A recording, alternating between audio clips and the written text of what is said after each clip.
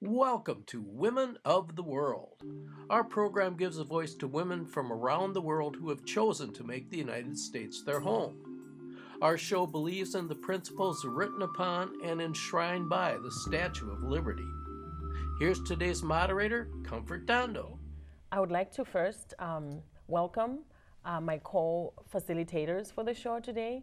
Nadia, welcome to the show. Hi, I'm really happy to be here. Yes. And also co-moderating with me today is Renata Sharp. Welcome to the show. Thank you. I'm delighted to be here too. And last but not least, I am excited to have myself introduce our guest today. Her name is Arria Giulan, and she is coming to the show today with an organization that is based here in Minnesota. It's called HORA for shortcut, the Heritage Organization of Romanian Americans in Minnesota. Arria, welcome to the show. Thank you so much. It's wonderful to be here with you today. It's very good to have you here. We are all looking forward to learning a little bit more about your organization. Thank you so much for the opportunity. Yes. So I don't know, Nadia, if you have any questions? I'm thinking maybe we'd like to hear first about what the organization is and what they do, and then we'll go from there. Mm-hmm. Wonderful. You had a pretty good pronunciation with HORA. It stands for the Heritage Organization of Romanian Americans in Minnesota. And I'm happy to say that this year is our 10th anniversary of our organization. So the organization was started with the vision and the idea that we bring the Romanian culture, tradition, values to Minnesota. So what's unique about us is that while we bring the community together, Romanian community here, we also showcase. It's our mission and vision to have a conversation around culture, tradition, and values with the Americans and Minnesotans at large. It's interesting that because the organization is relatively young, only 10 years, and Romanians have certainly been in this country for a lot longer than that, wouldn't you say? Yes, absolutely. And what a good question to speak a little bit to actually the history in Minnesota. So Romanians started arriving here, immigrants, in early 1900s. So actually, there are two Romanian churches, two Romanian Christian Orthodox churches that were founded back then by the first immigrants that arrived here and needed to have a connection, needed to keep that traditions alive. So we have two churches in South St. Paul. So we go back 100 years ago, indeed. And it's kind of interesting because we are a young organization, and also we stand on this history of 100 years. And that puts us a little pressure on us also, right? Because when we think about where we are going, to me the question is, where are we going to be 100 years from now? So that's a great place to be given our heritage in Minnesota. Talking of history, I was also very curious about your story, maybe attaching it to the story of the organization. Why are you in this organization, or can you tell me a little bit about your personal story? Yes, absolutely. Yes. I'm not 100 years old. So I left Romania 27 years ago, and without getting into the math, I lived more in United States than in Romania. And I'm newer to Minnesota. I lived in Connecticut for 21 years, and the last 6-7 years I've been here in Minnesota. And I do call Minnesota my home. And it's been great, and I'm happy to share about that experience. So I grew up in communist Romania, and I left right after the revolution a year later. And I have to say, it's been amazing reconnecting with my heritage and my background. But to be very honest, there have been many years I did not want to do that. So leaving Romania was not an easy thing to do as immigrants, right? Yes. You can relate to that. And there was a part that was so dark in many ways because of communism and that regime. that I really didn't even want to go back in my memory with that. So moving to Minnesota actually opened up kind of a new chapter in my life, because for all the years that I lived in Connecticut, I was not associated with the Romanian community. And I'm so glad that people here in this organization in Hora gave me a chance to join and to contribute. And it's really an opportunity for me to find my voice. I mean, my DNA, I couldn't really change that, right? So what an opportunity to really contribute and be able to kind of leave the past in the past and be able to contribute to the future. So that's what I feel that I bring to the organization. Awesome. It's the past and the traditions and the values and the culture, Romanian, with an eye on the future. What is there for us to create part of the larger immigrant community in Minnesota and in the United States?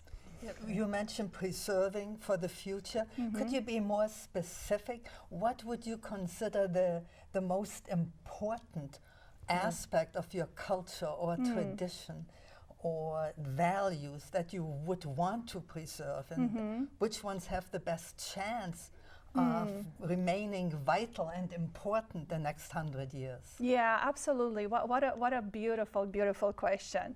Part of the work that we do, which is aligned with that, it's really, you can probably categorize it on few activities. So we do a lot of events that just bring Christmas tradition, spring, Easter, festivities where there's food, there's dance, there's a lot of the Romanian celebrations.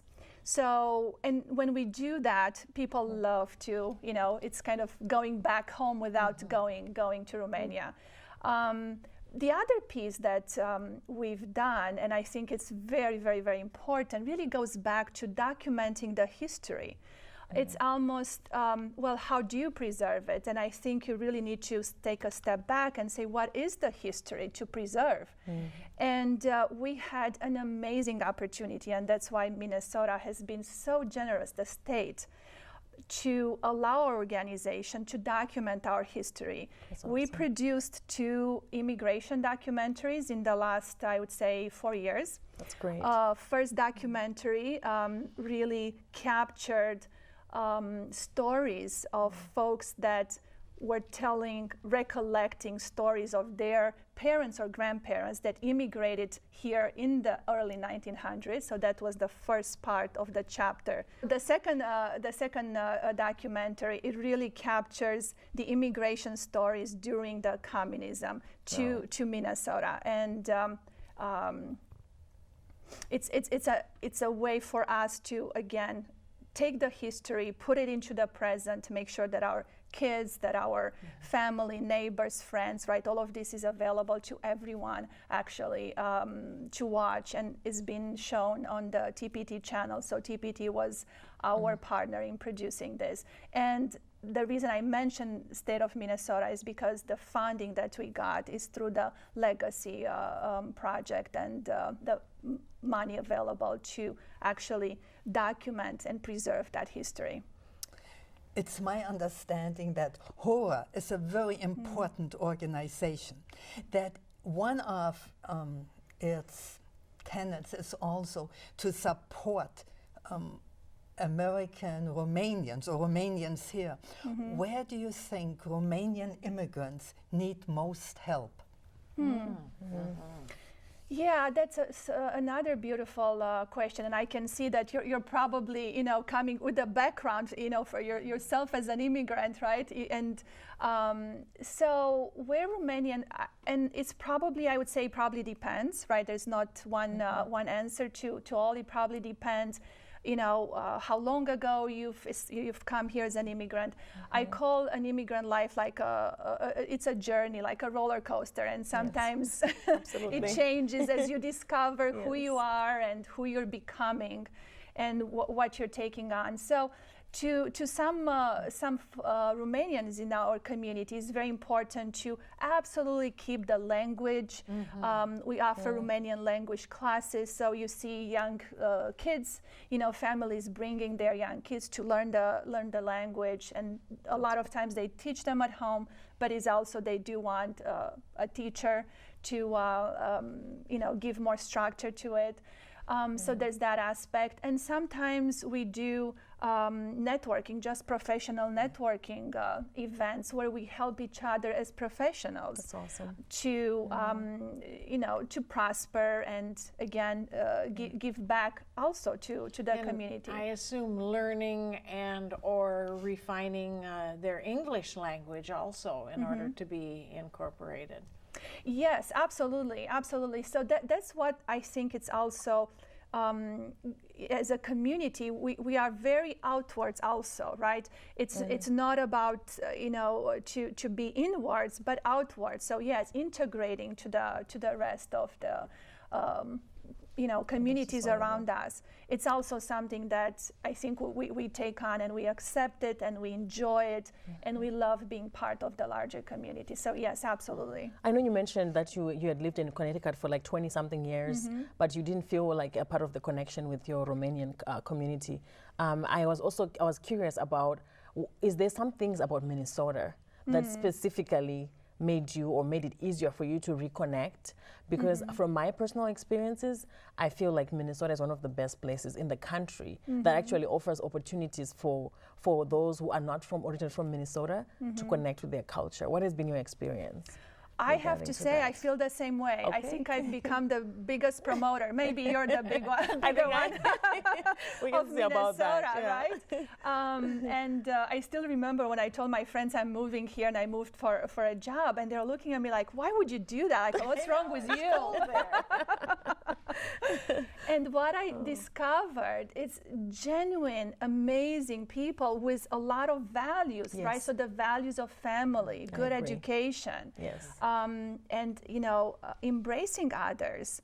I really have that experience. And Absolutely. on top of that, the state was so committed that, we almost got $100,000 as a young organization to be able to document our history and tell our story, which to me, it's really unique. Yes. I am part of a larger national organization, Romanian American organization that is out of DC, Washington, DC. And I have to tell you, every time I go once a year to the meetings and we sit around the table, Minnesota, I'll make sure that they understand what Minnesota offers. And Is that larger organization part of HORA, or is it a different? It's a different organization, yes. It's called the Alianza. And one of the things that we are doing, part of that, is really connecting communities, which hasn't happened yet for Romanians. So a lot of more work for us to do as a larger community. And I'm so proud, to your point, representing Minnesota at that table, because actually what we achieved here with the backup from the state, it's really unique, like truly, truly unique. And I'm very proud to be part of that and to share it with others. That's awesome. Since this is a show that focuses on women, I'm also wanting to learn a little bit about the Romanian culture around women. Is Romania, is it a matriarchal community? Is it a patriarchal community? And when people migrate to the United States, how is the role of women in the community? Very, very good question. Yes. And maybe to answer that, so there's 7 of us in the board of HORA, and 6 are women. Okay. So maybe that answers my question. And I think, so what I've also seen from my personal experience, women, again, I think in our role to make things work, get families to work and things, right, we integrate really fast. We are probably the ones that go back to school. I started my education in Romania, completed here. A lot of that, and as I look around, it's pretty typical for women, much faster to integrate, to take responsibility, take charge, be in action. Well, this is what I need to do. Let me go do it. Let me bring a community, right? Let me bring a team around it. So yeah, it's actually wonderful to be part of that. And this country really, I think, supports, enables us to really have a strong voice.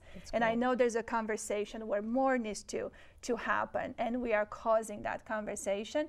And we're also very lucky and fortunate to be where we are right now. Are there some, or has this organization, or were there before, some cultural celebrations that happen probably within the state of Minnesota that celebrate the heritage, the history, and even the foods? Has that been happening? Yes, absolutely. So one of the things that I'm so proud of, and this is really goes back, it's beyond the Horaitsa community. We have for more than 4 years, we have been part of the Festival of Nations, right? Great. So it's Great coming event. up. Yeah, it's an amazing event. It's probably a very unique event. And again, what a vision to start that festival, way back. So we do participate in events like that. We do also, again, create our own events, and we open it to everyone, really. Again, it's this last Christmas event, we had over 100 people that came, and we started with 20, 30, right? So it's been, growing, and really it's been growing because people are, finding something to contribute to and also get back. I'd like to follow up on the festivals. Food, as you mentioned, is a very important part of festivals. And the Norwegians in Minnesota, of Americans of Minnesotans of Norwegian descent, they go to lutefisk church dinners. But when you talk to Norwegians who still live in Norway, they no longer really eat lutefisk.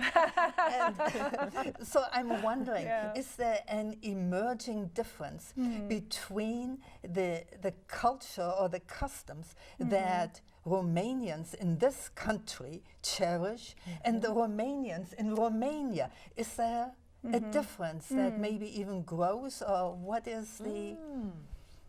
I'm not sure if I can point necessarily to a difference in food. There are probably differences in other areas. So one thing that I'm very excited to see every time I go to Romania and travel is the younger generation now, right? So Romania has, given this world a lot of bright minds that work in IT, in software. Like it's amazing what's happening with the young generation, and with that you have new ideas and new ways to integrate into the bigger global conversation.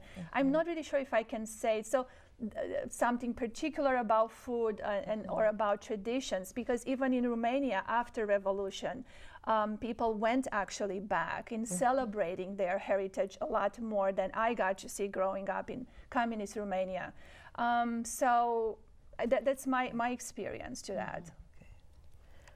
I think to add on to just to piggyback off your question, I really love that question because I mentioned I just came from Zimbabwe, and so being a first-generation immigrant, you also experience that gap between what my mother is now cooking, or how my mother has lived her life, and how I am raising my kids. So that could be something that might be very common among all immigrants. I like that question.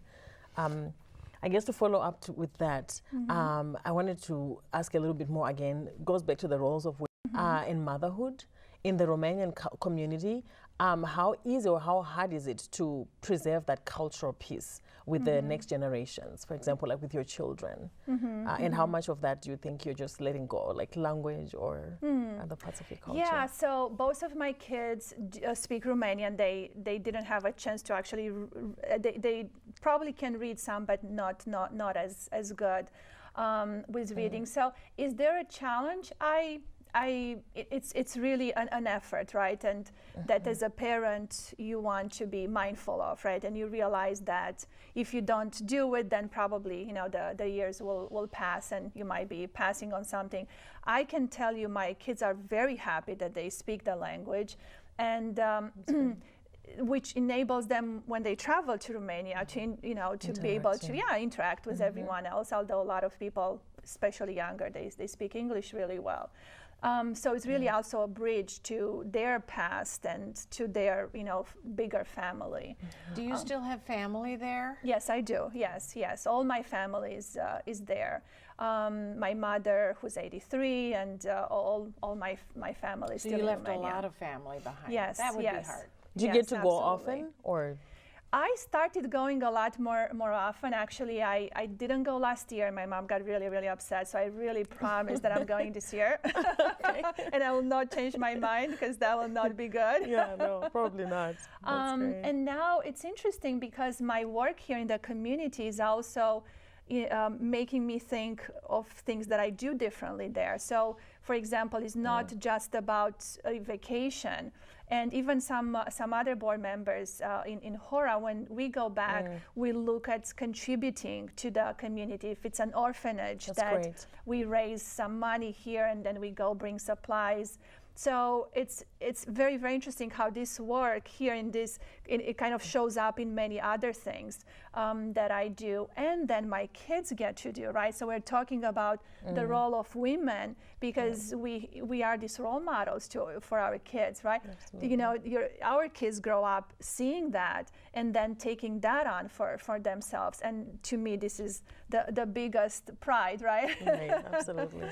I'd like to follow up on the role of women. When I grew up in Germany, and also my dad, a father would never have pushed a baby carriage. Now, talk to a German dad, and he says, I am an emancipated man. And very joyfully, they'll push a baby carriage. So I'm just wondering, how is it in Romania? Do Romanian men push baby carriages? And I think the young generation, yes, absolutely, Yes. absolutely, That's yes. the Yes. other side of emphasizing Yeah. what women do. Yeah, absolutely. Yeah. I think that's wonderful that they do that. Tell us about the artifact Yes. and how that is associated with the organization. Yes, absolutely. So this is a jug. It's a Romanian old piece that one of our organization's founder brought to United States from Romania. And what we did with this, we actually integrated in the logo. And so you go to our website, you see this beautiful and unique piece. So I hope I don't break it because that will not be good. You see this beautiful piece in a lot of in our identity as an organization. And I'm going to point to something else which is probably hard to see, but what I'm wearing here is actually, it's called a mărțișor, which is like a march. Mărțișor kind of connects to March. So on March 1st, this symbol of spring is actually a little gift that people exchange. And the little piece here in the center is really a smaller copy of this jug. And when we get very creative, when we have our gala, there's a logo. We put a bow, and we kind of dress this up to be a festive jug. Oh, nice, nice. So is this jug? Is it representative of a part of a Romanian culture? Do you serve something out of it, or is it? Yeah, tell me more about that. It's empty right now. It normally has a plum brandy. It's called țuică. This is something that every Romanian probably makes at home, or if they don't make it, they wish to make it at home. Okay. So yes, you store it here, you pour it, and it really goes back into the tradition again, the making of this particular drink and the storing. So yeah, it does have that dimension, and we are happy to use it for our identity. That connection to the traditions. What type of glasses do you use for your plum brandy? Do they have a special shape? They are small. Yeah, I don't want to say like a tequila, but like a shot, and probably being a ceramic piece as well. Yeah. That's great. I was just thinking like Slivovitz glasses. Probably, yes. Well, as our show is coming towards the end, are there any things that we maybe missed that we did not ask that we would like our viewers to know about your organization? Just share with us a little bit. Yes, and there is a piece that I would like to share, which I think so. The making of these documentaries, and especially the second one. So let me tell you a little bit the story, because I see something here perhaps that other communities can really benefit from. So it started as a Romanian project documenting our history, and then being at the American Swedish Institute, it was 2016. I think it was February. And they had this amazing event on immigration and identity. And it sounded so good, so I went to be part of that. And meeting the president and folks at the American Swedish Institute, I got so clear on their commitment to all immigrants. And out of that, we created a conversation where actually the opening night for the premiere of our documentary, we held it at the American Swedish Institute. So this was October last year. And they became our partner. And actually, this was something that so kindly and generously was offered to us. And made a big difference on having an amazing event. I mean, what a beautiful place. So really, to me, the story is that we are finding our voice as a community, a Romanian community, and we can really all benefit and really truly benefit out of a larger conversation among immigrants and communities here. And again, we have organizations such as the American Swedish Institute to bring us together, and we all can really bring it together. So to me, it's like finding your voice in a bigger conversation also, and that's something that I was left with. I mean, this was a massive project that took many years to bring it all together, and it's also a finding for me. How do you really do that, right? And to me, the answer is bring other communities together and let's all help each other, support each other to build this. What would you tell an American who wants to travel to Romania? Go tomorrow. It would be a beautiful country. It's a very, very beautiful country. Beautiful mountains in the center. Beautiful. There's a Black Sea, the Danube River, and the Delta. Beautiful places, from very sophisticated, to larger cities, to very, very remote places where you can just enjoy nature, and all of that is available. That's awesome. Would you volunteer to be a guide? Absolutely. Can I just say something since you asked that question, or if that's okay? There's a sister organization of us called the Romanian Genealogy Society.